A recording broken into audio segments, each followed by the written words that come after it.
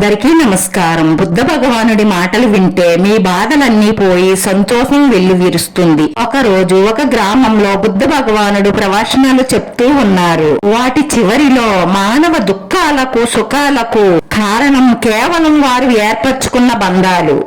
మోహం ఎక్కడ ఉంటుందో బంధం అక్కడ ఉంటుంది. అప్పుడే దుఃఖం ఉత్పన్నం అవుతుంది.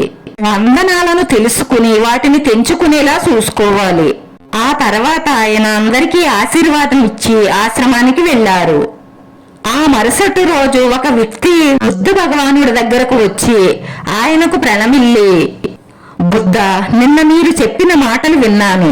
మీ మాటలు నా హృదయంలో నిండిపోయాయి. నేను భవబంధాలన్నిటినీ త్యాగం చేసేశాను.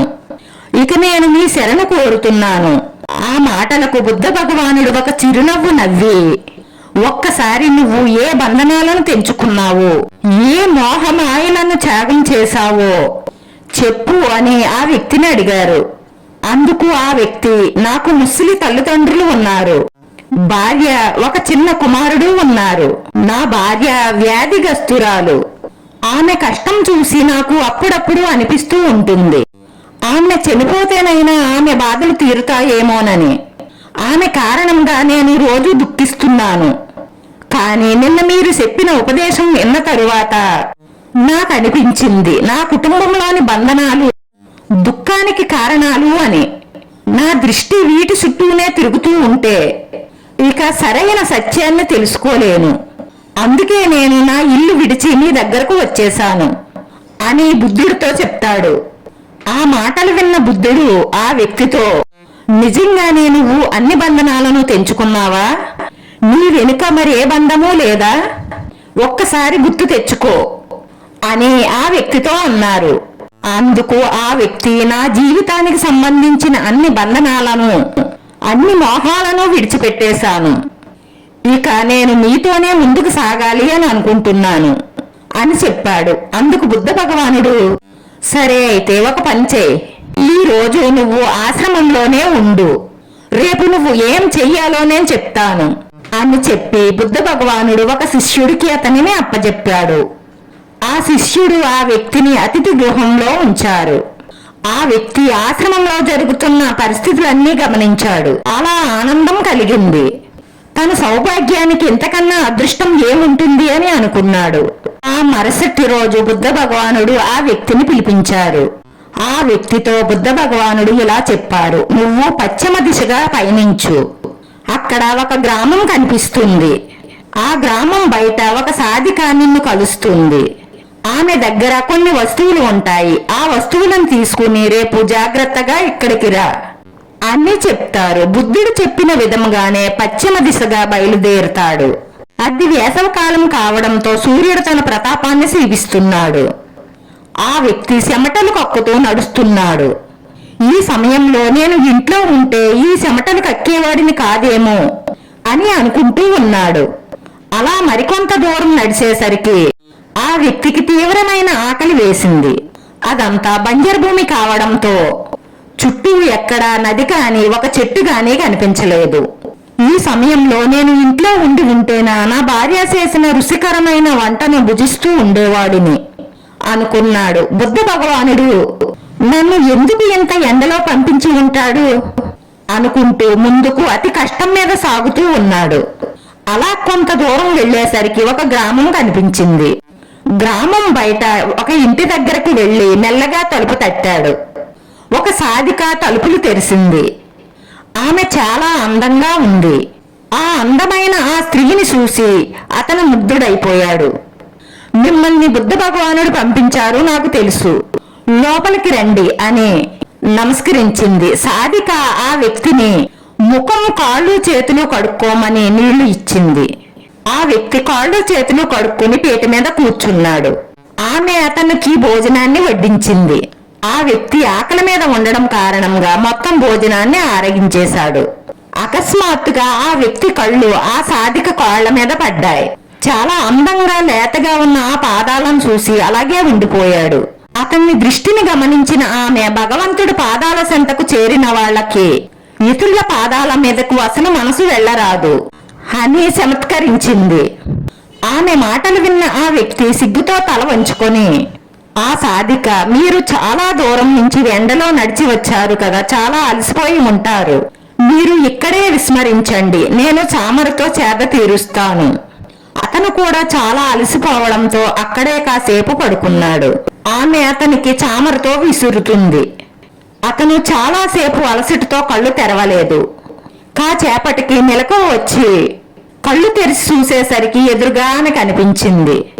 అతను మనసులో, ఈమె ఎంత అందంగా ఉంది, శరీరం చాలా నాజూగ్గా ఆకర్షణీయంగా ఉంది. ఈమె గనక నా భార్య అయి ఉంటే నేను చాలా చుక్కపడేవాడిని అని అనుకున్నాడు. అతని ఆలోచనలను కనిపెట్టిన ఆ సాధిక, ఈ శరీరంలో ఏమీ లేదు, కేవలం మాంసం ముద్ద మాత్రమే, అంతా ఎముకల గూడు.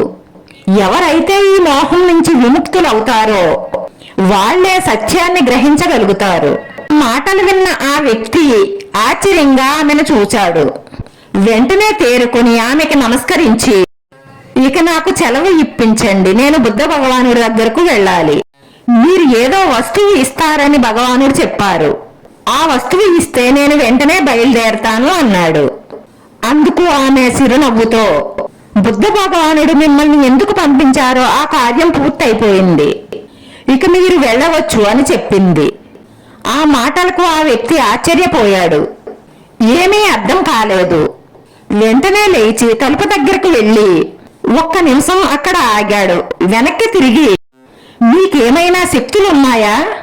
నా మనసులోని మాటలు మీకు ఎలా తెలిసాయి అని ఆమెను అడిగాడు.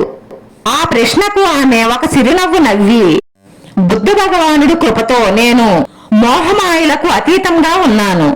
ఈ భావనలన్నీ నిర్లిప్తంగా చూడడం నాకు తెలుసు. అంతేకాదు, మనిషి ముఖాన్ని చూసి వారి మనసులో ఏముందో పసిగట్టగలను, అర్థం చేసుకోగలను అని చెప్పింది. ఆ మాటలు విన్న ఆ వ్యక్తి సిగ్గుతో బయటకు వచ్చేశాడు. ఆమె నా పట్ల ఎంతో ఆప్యాయతగా వ్యవహరించింది, కానీ నేను ఆమె గురించి నా మనసులో చెడుగా ఊహించుకున్నాను అనుకొని బుద్ధ భగవానుడి ఆశ్రమాన్ని చేరుకున్నాడు. బుద్ధుడి పాదాలపై పడి, నన్ను క్షమించండి, నేను ఘోరమైన పాపాలను చేశాను అంటూ రోధించాడు. బుద్ధ భగవానుడు అతన్ని పైకి లేపి, నిన్ను సాధిక దగ్గరకు నిన్ను నువ్వు తెలుసుకుంటావని పంపించాను. ఇప్పుడు చెప్పు, నువ్వు నిజంగానే నీ జీవితంలోని మోహాలను బంధాలను తెంచుకుంటావా? ఆ వ్యక్తి సమాధానం ఇవ్వకుండా మౌనంగా తలదించుకుని నించున్నాడు. నువ్వు ఏ బంధనాలనైతే విడిచిపెట్టి వచ్చాను అని అనుకున్నావో అవన్నీ బయట బంధనాలు, వాటి నుంచి అంత త్వరగా విముక్తి కాలేవు. ఈ బంధనాలు మనం ఏర్పరచుకున్నవి, ఈ మనతో పాటు ఉంటాయి. నువ్వు నీ కుటుంబాన్ని, బాధ్యతలను విడిచిపెట్టి వీటి నుండి విముక్తిని పొందాను, త్యాగం చేశాను అని అనుకుంటున్నావు. కానీ నీకు అవసరమైనప్పుడు అవి మళ్ళీ నీలో నిద్రలేస్తున్నాయి. ఈ రోజు నీకు ఆ జ్ఞానం కలిగింది కాబట్టి పాపం చేశాను అని పశ్చాత్తాప పడుతున్నావు అని అన్నారు. ఆ మాటలు విన్న ఆ వ్యక్తి భగవానుడితో, నన్ను క్షమించండి స్వామి, నిజమే, నేను కేవలం నా భార్యను విడిచిపెట్టాలనే ఇక్కడికి వచ్చాను. నా సంపాదన కూడా అంతంత మాత్రమే, అందుకని నా కుటుంబ అవసరానికి సరిపడా ధనాన్ని కూడా నేను ఆమెకు ఇవ్వలేకపోతున్నాను. అయినా సరే ఆమె చక్కగా కుటుంబ బాధ్యతను నిర్వహిస్తుంది. కుటుంబానికి సరైన అవసరాలు తీర్చలేకపోవడం వల్ల నేను అక్కడి నుంచి పారిపోయి వచ్చాను. కానీ నాకు ఇప్పుడు అర్థమైంది, నా కుటుంబమే నాకు సర్వస్వం, నా బాధ్యతల నిర్వహణే నాకు అసలు కర్మ అని అర్థమైంది అని ఆ వ్యక్తి తలదించుకున్నాడు. అప్పుడు బుద్ధుడు, నేను ఏం చెప్పినా నా అనుభానుసారంగా చెప్తాను. నా మాటలు విన్న ప్రజలు వారి స్వార్థంతో వారికి ఎలా కావాలంటే అలా అర్థం చేసుకుంటున్నారు. అందుకే వారిలో మదమాశ్చర్యాలు, కామ విరోధాలు, మోహమాయలు అన్నీ బయటకు వస్తున్నాయి.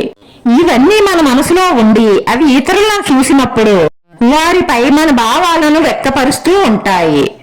నిజానికి క్రోధం కూడా మన అదుపులోనే ఉంటుంది. మనం కావాలంటే క్రోధాన్ని పెంచుకోవచ్చు, వద్దు అనుకుంటే దాన్ని తీసేయవచ్చు.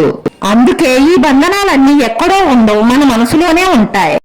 మనసు పెట్టి చేస్తే మనం ఏదైనా సాధించగలం. ఆ మనసే ఒక్కొక్కసారి దుఃఖానికి కూడా కారణమవుతుంది.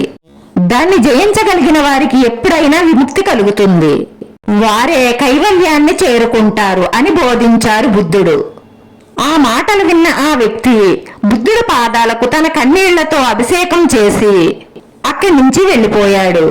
ఇప్పుడు తన కుటుంబంతో ఇది వరకటి కంటే ఎంతో సంతోషంగా ఉండసాగాడు. వీడియో నచ్చితే లైక్ చేయండి. అందరికీ ధన్యవాదాలండి.